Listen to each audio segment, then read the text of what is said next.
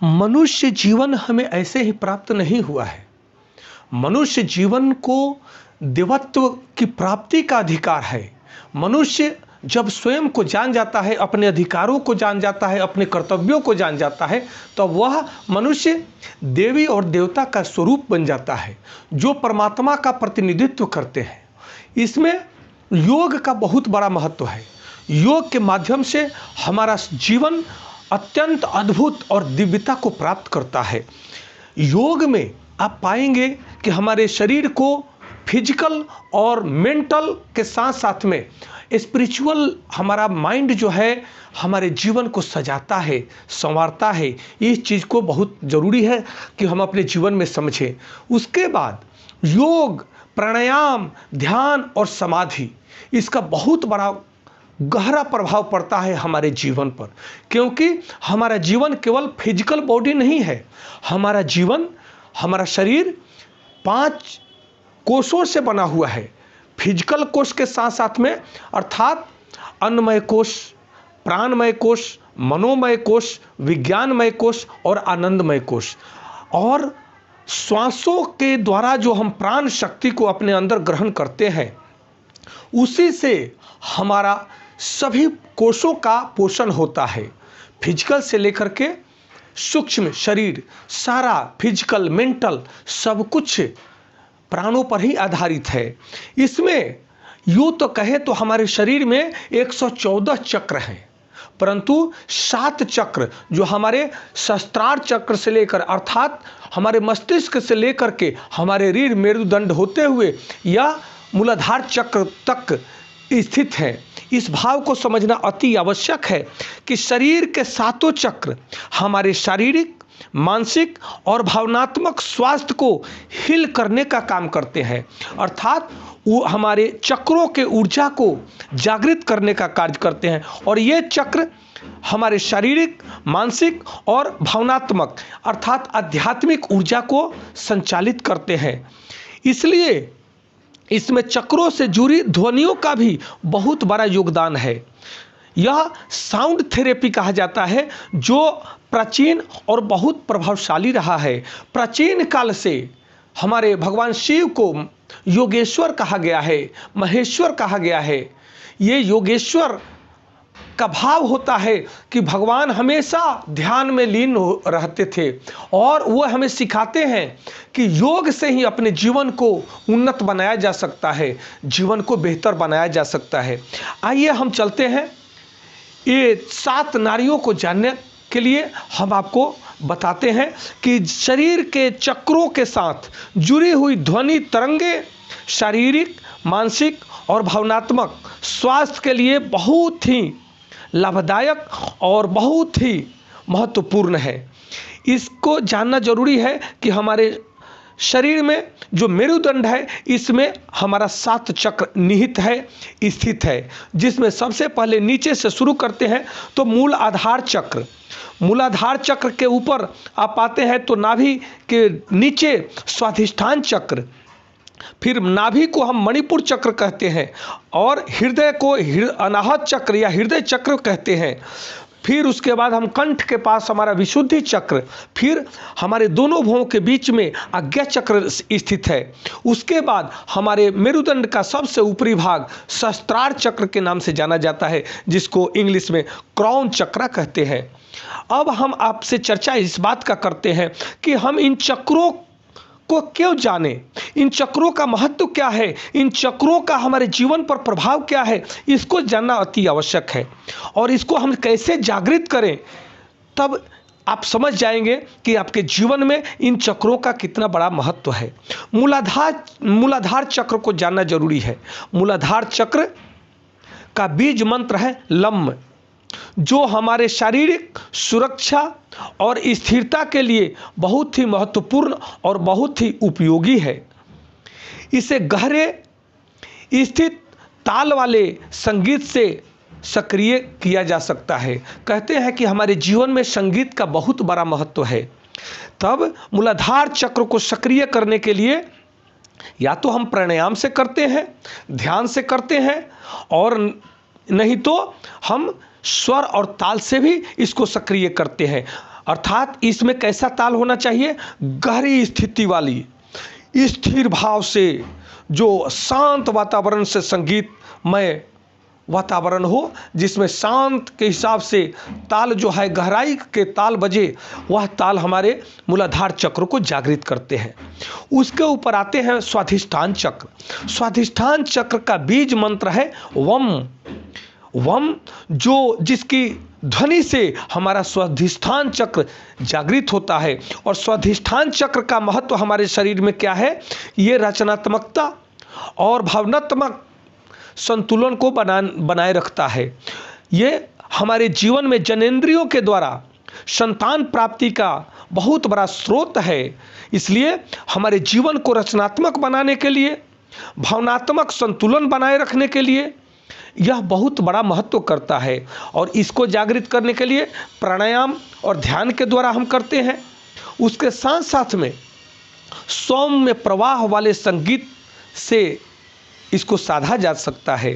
सौम्य प्रभाव वाले, आनंदमय प्रभाव वाला जो संगीत है, जिसका श्रवण करने से मन शांत हो, स्थिर हो, यह हमें हमारे स्वाधिष्ठान चक्र को जागृत करता है। तीसरा आता है नाभि चक्र, जिसको हम मणिपुर चक्र कहते हैं। ये मणिपुर चक्र बड़ा महत्वपूर्ण है। मणिपुर चक्र से ही हमारा शरीर का पाचन होता है, और जिस पाचन से हमारे 72,000 नस नाड़ियों का पोषण होता है। तब इसलिए मणिपुर चक्र बहुत ही महत्वपूर्ण हो जाता है। मणिपुर चक्र का बीज मंत्र है रम।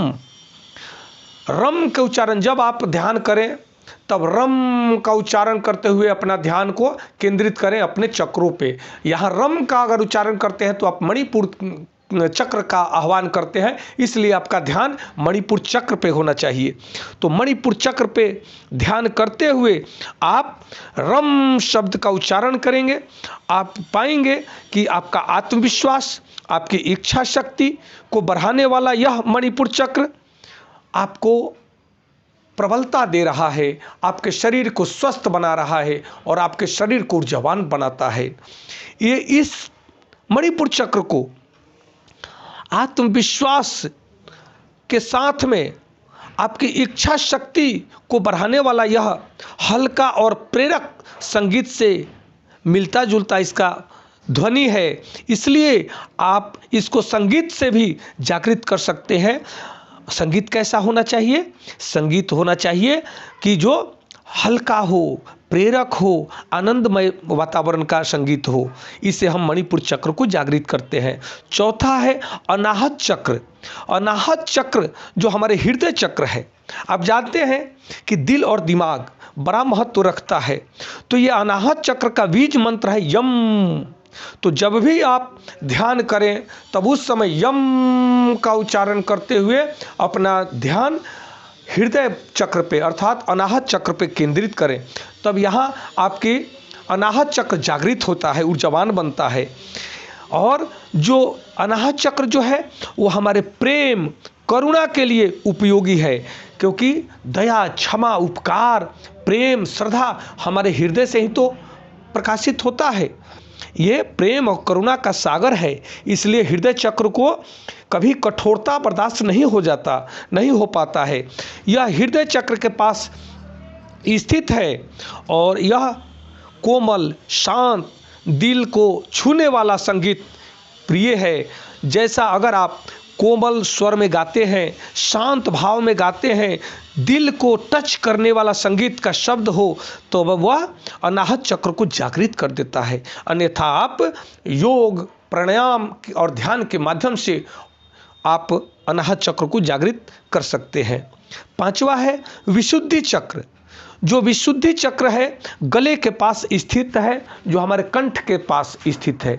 इसका बीज मंत्र है हम।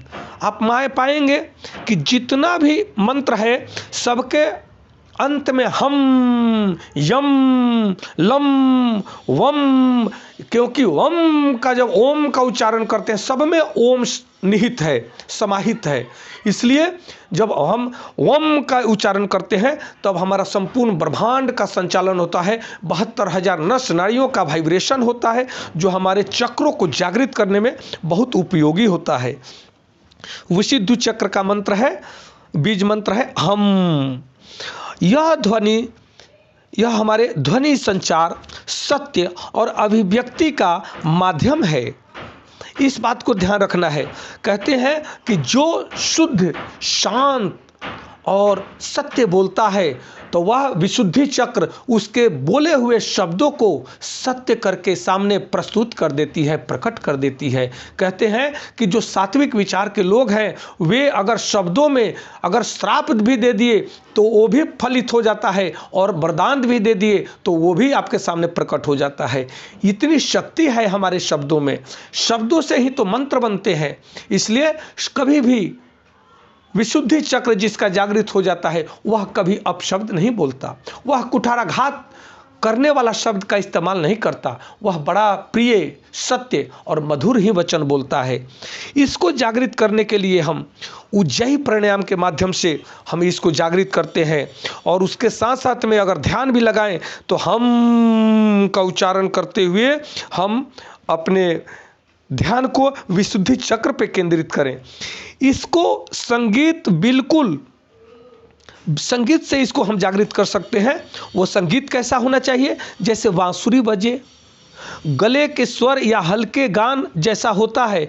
जो बांसुरी वादन है वह हमारे विशुद्धि चक्र के लिए बहुत ही उपयोगी और महत्वपूर्ण होता है। और आप अगर गाते हैं तो उसी वादन के अनुसार अगर आप गाते हैं, मधुर गाते हैं, तो हमारा विशुद्धि चक्र जागृत होने लगता है। छठा है आज्ञा चक्र। आज्ञा चक्र दोनों भवों के बीच में स्थित होता है। इसे थर्ड आई भी कहते हैं, थर्ड चक्रा भी कहते हैं। कहते हैं कि ये आज्ञा चक्र दोनों भवों के बीच में यहाँ पे स्थित होता है, जहाँ पे हमारी माताएं बहनें बिंदी लगाती है, या हमारे साधु संत या हमारे भाई जहाँ पे तिलक लगाते हैं। यह तीसरा नेत्र भी इसको कहते हैं, इसको दिव्य दृष्टि भी कहते हैं। कहते हैं इसका बीज मंत्र है ओम। जब भी आप इसका साधना करें तो आज्ञा चक्र पे दोनों भवों को बीच में अपने ध्यान को केंद्रित करके ओम की उच्चारण करते हुए आज्ञा चक्र को जागृत करें। और यह ध्वनि अंतर ज्ञान को, विज्ञान को, मानसिक स्पष्टता को जागृत करता है। यह ध्वनि संगीत या ओम की ध्वनि की गूंज जैसी होती है जो हमारे आज्ञा चक्र को जागृत करती है। संगीत के माध्यम से भी हमारा आज्ञा चक्र जागृत होता है। कहते हैं कि यहीं पे पीछे पिनियल ग्लैंड है जिसको हम थर्ड आई कहते हैं। आज्ञा चक्र के पीछे ही पिनियल ग्लैंड है, ग्लैंड है जिसको हम थर्ड आई कहते हैं। वह हमारा दिव्य दृष्टि है। वह दिव्य दृष्टि जो भगवान शिव के तीसरा नेत्र के रूप में दिखाया जाता है वह तो है ही भगवान शिव। भगवान ने हम सबको वो तीसरा नेत्र दिया है, परंतु हमने अपना तीसरा नेत्र का ध्यान किया ही नहीं। तीसरा नेत्र का हम कभी उपयोग करते ही नहीं। इस दिव्य दृष्टि का उपयोग अगर हम करने के योग्य बन जाते हैं तब हम हर दिव्य दृश्य को देखने के काबिलियत हम में आ जाती है। हम हर उस चीज़ को देखने में सक्षम हो जाते हैं जिसको हम देखना चाहते हैं। इसलिए अपने अंतर ज्ञान को जागृत करते हुए हमें अपने आज्ञा चक्र को जागृत करने का हर संभव प्रयास करना चाहिए। और सातवां है सहस्त्रार चक्र। सहस्त्रार चक्र जिसको हम क्राउन चक्रा भी कहते हैं। यह चक्र सिर के शीर्ष पर स्थित होता है, सिर के शीर्ष पर स्थित होता है। और इसका बीज मंत्र है सतनम। सतनम या आह भी कहते हैं कई लोग। तो इसको हमें ध्यान करना है। जब भी हम ध्यान करें तो सतनम के उच्चारण करते हुए हम अपने सहस्त्रार चक्र पर, सिर के शीर्ष भाग पर अपने ध्यान को केंद्रित करेंगे, तब हमारा सहस्त्रार चक्र जागृत हो जाता है। इसकी उपयोगिता क्या है? इसकी उपयोगिता है जो हमारे आध्यात्मिकता को, ब्रह्मांडीय चेतना को और आत्मज्ञान को विकसित करता है। यह ब्रह्मांडीय चेतना से हमारे चेतना को जोड़ने का कार्य करता है, परमात्मा से इस आत्मा को जोड़ने का कार्य करता है। इसलिए यह बहुत ही उपयोगी और बहुत ही सभी चक्रों का कहा जाए तो ये परमात्मीय चक्र है। इसके ऊपर जो हमारा है, इसके ऊपर ब्रह्मांडीय शक्ति से जुड़ जाने की हमारे अंदर ये सामर्थ्य उत्पन्न हो जाता है जब हम अपने सहस्त्रार चक्र को जागृत कर लेते हैं। यह एक प्रकार का शांत, ध्यानपूर्ण और आध्यात्मिक संगीत से जागृत किया जा सकता है। इसको अगर हमें करना है तो या तो ध्यान और ओम की ध्वनि से इसको हम जागृत करें, सतनम की ध्वनि से हम जागृत करें, और या संगीत अगर ऐसा हो कि जो आध्यात्मिक हो, जो ध्यानपूर्ण हो, जिसमें एकदम गाने वाला भी उसमें खो जाए, उसको अपने शरीर का, संसार का भान न हो, मन एकदम शांत हो जाए, अपने आप में रम जाए, वह संगीत हमारे सहस्त्रार चक्र को भी जागृत करता है, बड़ा प्रभावित करता है। इसलिए हम सब लोगों को इसके विषय में जानना जरूरी है। ये चक्र ही तो ऊर्जा उत्पन्न करते हैं। जब हम प्राणायाम करते हैं तब हमारा मूलाधार चक्र जागृत होता है और वह धीरे धीरे ऊपर की ओर बढ़ता है। तब स्वाधिष्ठान चक्र, मणिपुर चक्र, अनाहत चक्र, विशुद्धि चक्र, आज्ञा चक्र और सहस्त्रार चक्र तक जागृत करता है। तब हम स्वयं में ही एक मनुष्य देव तत्व को प्राप्त कर जाता है, भगवत तत्व को प्राप्त कर जाता है और वह परमात्मा में विलीन हो जाता है। जीते जी परमात्मा की सारी शक्तियां उसे आपस में जोड़ लेती है। इस भाव को समझना जरूरी है। इसलिए अपने चक्रों को जाने। चक्रों की जब ये चक्र दूषित होते हैं तभी हमारे अंदर अनेकों प्रकार की बीमारियां आती हैं, और जब हमारे चक्र जागृत होते हैं तब हमारे अंदर कोई बीमारियां नहीं होती है। यही तो ऊर्जा शक्ति का केंद्र है जो हमारे शरीर को पोषित करता है, हमारे शरीर को बलशाली बनाता है और हमें दीर्घायु बनाता है। इस भाव को समझना अति जरूरी है।